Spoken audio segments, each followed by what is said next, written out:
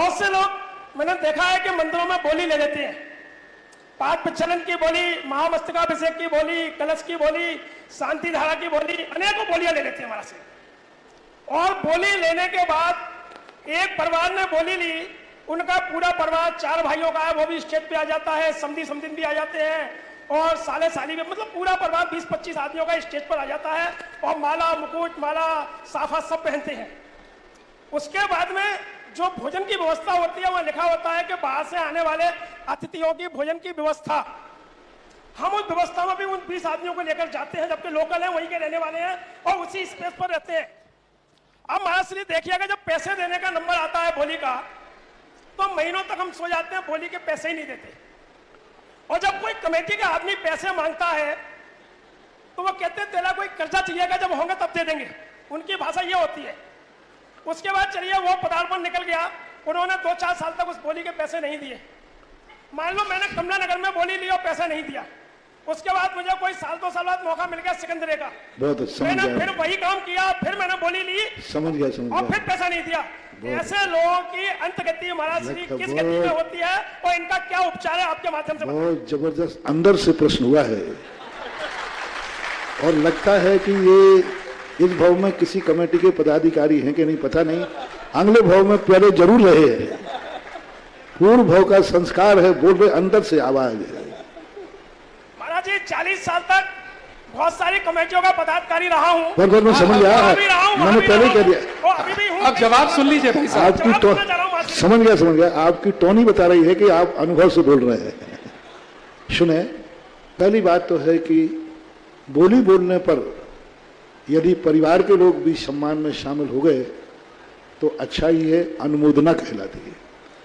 और सम्मान भी कर लिया गया तो कोई आपत्ति नहीं है, क्योंकि उन्होंने सबने सम्मान किया है, सब शामिल हुए। ये तो हुआ सामान्य पक्ष। अब आपकी वेदना का पक्ष ये है कि सब सम्मान कराने वाले सुने। पूज्यवर कार्तिकेय स्वामी की टीकाकार में लिखा है, कार्तिकेय अनुप्रेक्षा की, कि जैसे संसार के कार्य स्वयं करके ही संतुष्ट होता है, ऐसे परमार्थ के कार्य भी दूसरे के कार्यों में हाथ लगा के संतुष्ट नहीं होना चाहिए, स्वयं करना। भोजन जब स्वयं करता है तब कहीं उसका पेट भरता है। तो इसी प्रकार परमार्थ के कार्य एक रिश्तेदार ने कर लिए तो सारे रिश्तेदार हाथ लगा दें, इतने मात्र से संतुष्ट नहीं होना चाहिए, बल्कि ये होना चाहिए कि हमारे रिश्तेदार ने दिया है तो हम भी कुछ दें। ये व्यवहारिकता है। पहला जवाब सैद्धांतिक था, दूसरा सवाल में जो हम सिद्धांत का वह पहलू बोल रहे हैं कि हमें दूसरों के लिए धर्म क्षेत्र में आज एक बहुत बड़ी गंदी आदत बनी हुई, सब अलग कमा रहे हैं, सब अलग अलग व्यवस्थाएं हैं, और जब कोई पानड़ी देने की बात आए तो हम सब एक ही हैं, सब परिवार की तरफ से एक लिख, सब इकट्ठे मिलकर लिखा देंगे, उसमें सब इकट्ठे हो जाएंगे कि नहीं हमारी तो एक बोली है, हम सब एक ही माने जाते हैं। और जब बंटवारे की बात आए तो एक एक पैसे को लड़ते मरते, अरे उसको कैसे मिल गया, मैं अलग हूं तुम अलग हो। तो कर्म क्षेत्र में जब तुम बंटवारा करते हो तो धर्म क्षेत्र का भी बंटवारा होना चाहिए। जब तुम कमाई अलग कर रहे हो तो दान भी अलग करना चाहिए। सब शामिल हो जाते हैं, हमारे भैया ने समाज ये लिया, हमारे चाचा ने ये लिया, हम सब आ गए, लेकिन कमाई करने में सब अलग अलग है। जिन जिन की कमाई अलग अलग है उनको कायदा से अलग अलग दान देना चाहिए, और सम्मान भी तभी अपने आप में शामिल होना चाहिए कि भाई जब मैं कमा रहा हूं, जब मैं दूंगा तब सम्मान कराऊंगा। लेकिन एक व्यवहारिकता के नाते शादी एक की होती है लेकिन बाराती 200 आ जाते हैं। शादी एक की होती है, बाराती 200 आ जाते हैं, तो भी उन 200 को सम्मान और गिफ्ट दे दी जाती है। इसलिए दोनों तरफ से देखना। दूसरा जो प्रश्न आपका है बहुत अच्छा प्रश्न है, ये मैंने भी देखा, राजस्थान में भी मैंने देखा, यहां भी देखा। जिसकी तरफ से भोजन व्यवस्था होती है धार्मिक कार्यक्रमों में, चातुर्मासों में, वो क्या करते हैं, अपनी तरफ से भोजन व्यवस्था बोल देंगे भाई 51,000 की है, और पहले ही से 100 लोग अपने बुला लेंगे, रिश्तेदारों को, ग्राहकों को, दोस्त यारों को, कि हमारी तरफ से भोजन व्यवस्था है। तो अब वो 250,000 में 25,000 तो स्वयं खा गए। तुमने 50,000 दान में बोल दिया, अब तुम खाने के योग्य नहीं हो, तुम्हारा वहां पानी पीना ठीक नहीं है, क्योंकि तुम दान दे चुके हो। स्वयं का दिया हुआ दान स्वयं ग्रहण नहीं करता। तुमने 50,000 जो भी दान बोल दिए हैं, भाई मैं सबको दान दे चुका हूं पैसा, इसमें मैं और मेरे रिश्तेदार आदि उसके नाम से नहीं खाएंगे। रिश्तेदार यदि तीर्थयात्री के नाम पे आया है, प्रवचन सुनने आया है, तो वो खाएगा, तुम्हारा रिश्तेदार बन के नहीं खाएगा कि आज हमारे रिश्तेदार की तरफ से भोजन व्यवस्था है।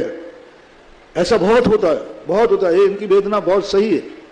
यानी दान क्या दे दिया, सबको बुला लिया, अपने रिश्तेदारों को, ग्राहकों, सबको, दोस्तदारों को, आज हमारी तरफ से भोजन व्यवस्था है।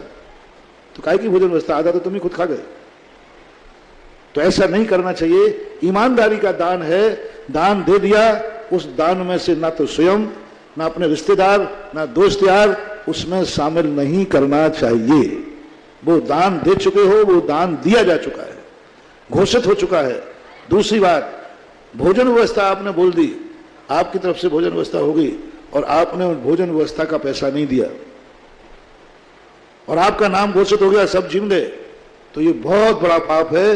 वो इतना बड़ा दोष लगेगा कि एक दिन उसके ऐसे दिन आ जाएंगे कि खाने के लायक भी उसके घर में दाना नहीं बचेगा, क्योंकि उसने दान तो दे दिया, सब कुछ कर लिया, लेकिन भोजन व्यवस्था का पैसा तो दिया ही नहीं।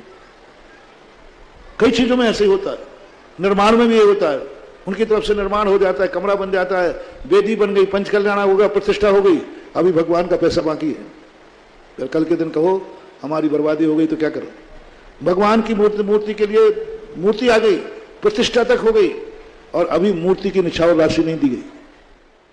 और ये हमारे लिए ऐसे अशुभ कर्म बनते हैं कि हम सोना छुएंगे माटी हो जाएगी, ये उसी का कर्म बंद होता है। इसलिए जब कभी हो, हाँ एक छूट जरूर दी है, जिस समय दान बोलते हो उस समय पहले से घोषणा करो, यह पैसा मैं इतने दिन में दूंगा, 1 साल में, 2 साल में, 5 साल में, जो भी आपकी संकल्प करना है। आपके और कमेटी के बीच में ये संकल्प हो गया कि घोषित करते समय भाई ये पैसा मैं 5 साल में दूंगा, 2 साल में दूंगा, फिर आपको कोई निर्माल का दोष नहीं है, क्योंकि आपने घोषित किया। लेकिन यदि आपने घोषित नहीं किया है तो बराबर निर्माल का दोष लगता है। ऐसा नहीं होना चाहिए।